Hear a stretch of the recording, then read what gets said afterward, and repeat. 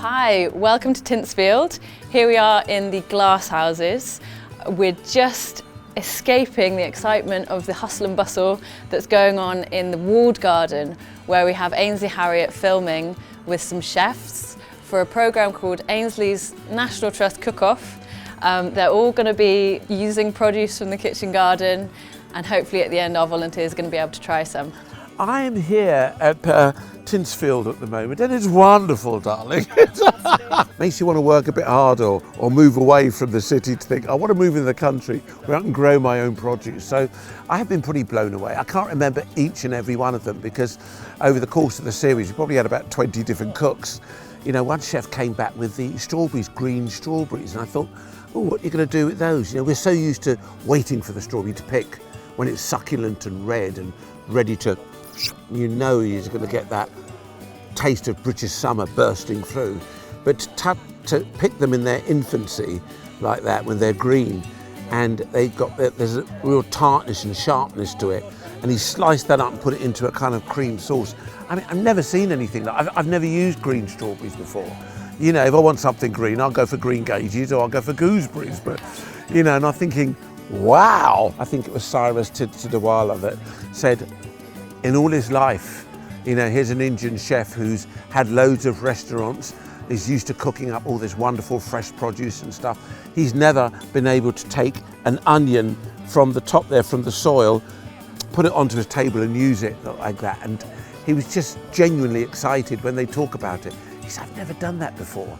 You know, we get stuff delivered, but to actually walk around the garden and pick it yourself, you forget. Here at Tyntesfield, the walled garden would have historically provided the house with all of their produce, so fruit, veg, flowers would have all gone up to the house and created some really lovely meals for the family there.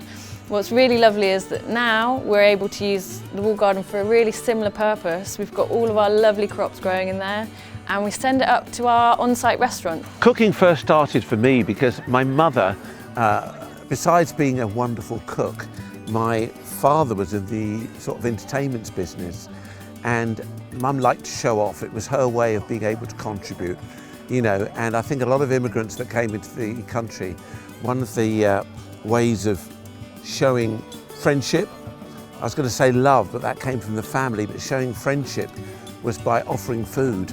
And I think she introduced the art of cooking to us, the love of food and the way that it brings people together. So I think that's really, for me, where it all started.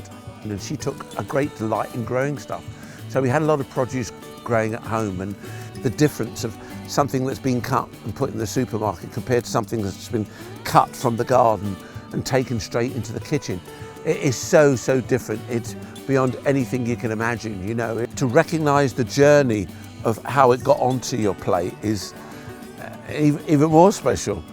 But that opportunity to be in a place like this, beautiful, it's like a woodland up there with trees that are 200-300 years old, and you know, and the energy. When I was talking to some of the volunteers or some of the people that work here, I said, I always remember my mum putting her hand on a tree that's been hit, that's been aged for a while, and so she'd said, feel the energy, feel the energy. And you get a lot of that, you know, and if you just kind of center yourself a little bit, you can feel the energy. It's really exciting to have Ainsley in, showcasing our walled gardens and demonstrating the joys and benefits of eating freshly grown produce that you can grow yourself.